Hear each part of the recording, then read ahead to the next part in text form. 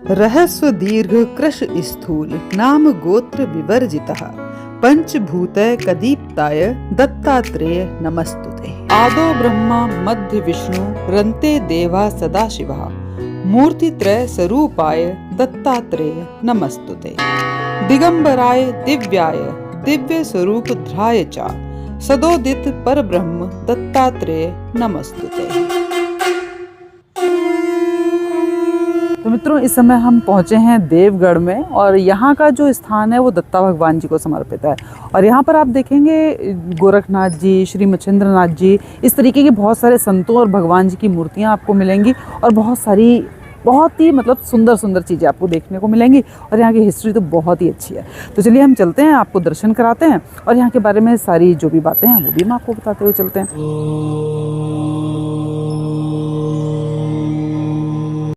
शनि शिंगणापुर से 49 किलोमीटर और नेवासा से 14 किलोमीटर दूर है श्री क्षेत्र देवगढ़ यानी कि दत्तात्रेय जी का मंदिर। और यहाँ तक पहुँचने के लिए एक नहीं बल्कि 7 द्वारों को पार करके पहुँचना होता है। तो हम पहुँच रहे हैं दत्तात्रेय के मंदिर की तरफ और ये देखिए सामने एक भव्य द्वार और दिखाई दिया हमें। ये सारे द्वार हमें इस मंदिर की विशेषता को दर्शाते हैं और इन्हें महाद्वार कहा जाता है। तो हम इन सारे द्वारों से पार होके पहुँच रहे हैं मंदिर के प्रांगण की तरफ। तो ये मंदिर के प्रांगण के अंदर हम आ गए हैं, लेकिन ये पूरा बाहर का क्षेत्र और अभी हमें और भी 3-4 द्वार पार करने हैं। तो चलिए थोड़ा सा आगे बढ़ते हैं और आपको दिखाते हैं इस मंदिर को और बताते हैं यहाँ से जुड़ी सारी कहानी।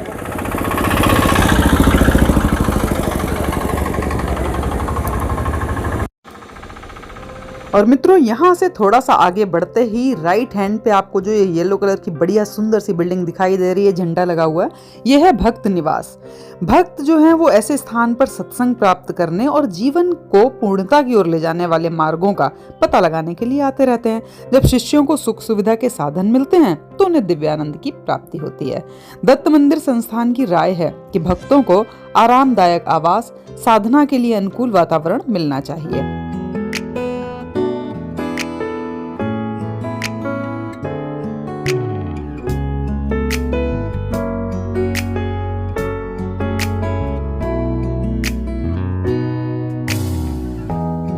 लेफ्ट साइड में आप देखेंगे सारी दुकानें बनी हुई हैं और राइट साइड में भक्त निवास है। और इसी भक्त निवास में एक बड़ा सा डाइनिंग हॉल है, एक रिसेप्शन हॉल है, मेडिटेशन हॉल भी है। और इसके अलावा संस्थान ने हाल में ही कल्याण मंडप और यात्री निवास के नाम से एक और बड़ा हॉल बनाया जो कि अभी निर्माणाधीन है। अब जो लोग भी ध्यान और सेवा के लिए देवगढ़ मंदिर में आते हैं तो ये जो जगह है उनके लिए बहुत ही पवित्र, शांत और आरामदायक है। और आप देख रहे हैं यहाँ पर खाने का भी लिखा हुआ 60 रुपए। तो मतलब भोजन जो है यहाँ पे 60 रुपए में मिल जाता है जो लोग भी यहाँ पे रहते हैं। तो इस तरीके का ये सारा भक्त निवास है। अब हम लेफ्ट साइड में यानी कि भक्त निवास के बिल्कुल सामने थोड़ा सा और आगे बढ़ेंगे और आपको दिखाएंगे मंदिर। और यहाँ की अगर बुकिंग करनी है तो मैं आपको डिस्क्रिप्शन में यहाँ का नंबर दे दूंगी, तो आप यहाँ पे बुकिंग कर सकते हैं। और यहाँ पर कोई ऑनलाइन बुकिंग नहीं है, आपको फोन करके ही बुकिंग करनी पड़ेगी। तो चलिए अब हम एक और गेट से अंदर चलेंगे और अब हम पहुंचेंगे मंदिर परिसर का जो मेन गेट है उस तरफ। तो वो भी बहुत सुंदर है। तो चलिए थोड़ा सा और आगे बढ़ते हैं।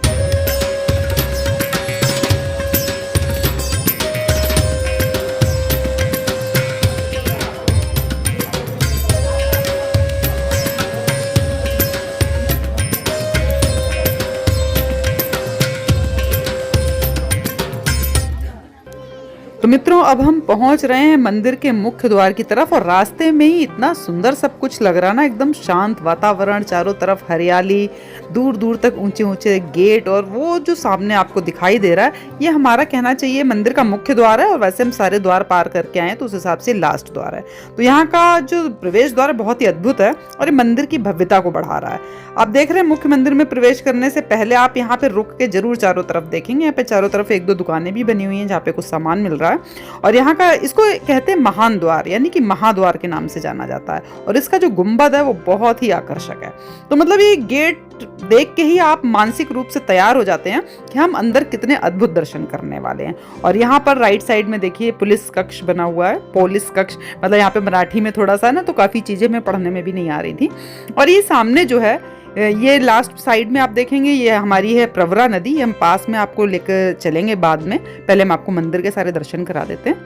और सामने आप देखेंगे यहाँ से हम सारे मंदिरों को दर्शन करेंगे। तो यहाँ पे बिल्कुल सामने इस जगह पे तो मेन मंदिर है, इसके जस्ट बैक साइड में जो सामने आपको एरिया दिखाई दे रहा है, यहाँ यज्ञ वगैरह होता है इसके नीचे, और इसी के पीछे बना हुआ है मेन मंदिर। तो पहले हम आपको मेन मंदिर के दर्शन कराएंगे और फिर इसके दाएं बाएं 2 मंदिर और स्थित हैं, वो भी हम दर्शन कराएंगे। तो सबसे पहले तो हम दत्तात्रेय जी के दर्शन करते हैं, फिर आसपास के जो 2 मंदिर और मुख्य हैं वो भी देखेंगे। तो चलिए चलते हैं अंदर।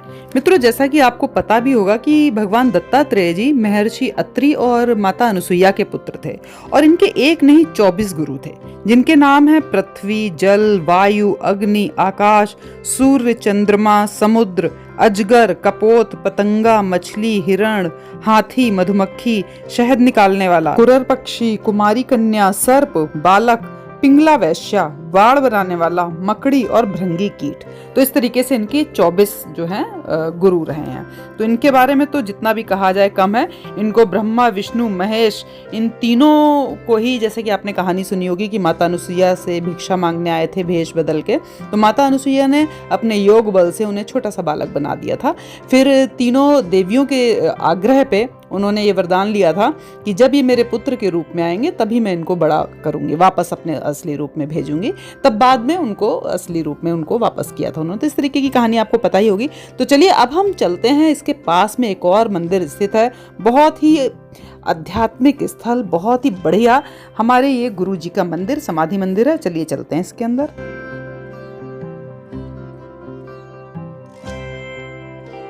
तो मित्रों, ये मंदिर है किशनगिरी बाबा जी का मंदिर। तो यहाँ पर जैसे कि आप जानते होंगे, किशनगिरी बाबा जैसी महान आत्माएं जो वो देवता के अवतार कही जाती हैं। वे आम व्यक्तियों की तरह पैदा तो हुए, लेकिन उन्होंने अपने जीवन में परोपकार का उत्कृष्ट कार्य किया, फिर प्राण ऐसे त्याग दिए जैसे वे पूर्व निर्धारित हों। ऐसे संत भले ही सशरीर गायब हो जाते हैं, लेकिन उनके यादगार कार्य शिष्यों को प्रेरणा देते रहते हैं, और प्रत्येक भक्त पवित्र समाधि के समक्ष श्रद्धापूर्वक नतमस्तक हो ही जाता है। तो हम पहुंच गए उनकी समाधि स्थल पर, तो करते हैं इनको प्रणाम और बढ़ते हैं थोड़ा सा और आगे। अब आपको लेके चलेंगे, इसके पास में एक और मंदिर स्थित है, तो यहाँ पर चलते हैं। तो मित्रों, अब हम आपको लेकर पहुंचे हैं दत्त मंदिर के बाईं तरफ स्थित है हमारा सिद्धेश्वर मंदिर। सिद्धेश्वर मंदिर नाम से ही पता चल रहा है कितना सिद्ध स्थल है। और यहाँ पर जो हमारे शिव जी हैं वो पंचमुखी सिद्धेश्वर बोले जाते हैं, और बताते हैं कि जो भी आपकी इच्छाएं हो वो पूरी होती हैं यहाँ पे दर्शन करने से। श्री कार्तिक स्वामी और माता पार्वती जी भी आपको यहाँ पे मिलेंगी। और ये हम पहुँच गए हैं भास्करानंद जी के मंदिर में। सर्वशक्तिमान सदगुरु किशनगिरी बाबा जी ने देवगढ़ मंदिर में जो हमारे परम पूज्य भास्करागिरी महाराज जी थे उनको सौंप दिया, जो कि गुरु भक्त के आदर्श हैं। तो भास्करानंद महाराज जी का ये मंदिर है, और जो कि अपने गुरु के लिए पूर्ण समर्पित रहे हैं, और उन्होंने इस देवगढ़ को बनाने में बहुत अपनी अद्भुत भूमिका निभाई है। तो इस तरीके का रहा है। और साथ में हमारे शनिदेव जी हैं, हनुमान जी हैं, बहुत कुछ यहाँ पे देखने के लिए मिलता है हमें। सुंदर सुंदर मंदिर, सुंदर सुंदर से गुंबद, चारों तरफ हरियाली और बहुत ही आध्यात्मिक माहौल। मतलब यहाँ पर आके आपको ऐसा लगेगा कि मतलब पूरा ही दिन हमें यहाँ पे बिताना चाहिए या रुकना चाहिए यहाँ पे, मतलब ऐसा लगेगा। ऐसा नहीं लगता कि बस आए और 1-8 घंटे घूम के चले जाएं, ऐसा नहीं है। यहाँ पे इतना अच्छा लगता है ना कि बस रहने का ही दिल करता है। इस मंदिर में देवताओं का आध्यात्मिक अस्तित्व जो है ना वो इतना समृद्ध है, इसका आध्यात्मिक वातावरण इतना मतलब आदर्श एक कहना चाहिए मंदिर का प्रस्तुत करता है। बहुत ही अच्छा लगता है यहाँ पे आके। ये देखिए चारों तरफ कितने सुंदर से पेड़ पौधे हैं, पेड़ हैं, तो मतलब बहुत ही अच्छा है सब कुल मिला के। अब मित्रों, हम आपको लेकर चल रहे हैं प्रवरा नदी की तरफ, और वो भी बड़ी ही सुंदर स्थान है। तो चलिए थोड़ा सा एक नज़र चारों तरफ आप मार लीजिए, फिर हम आगे बढ़ते हैं।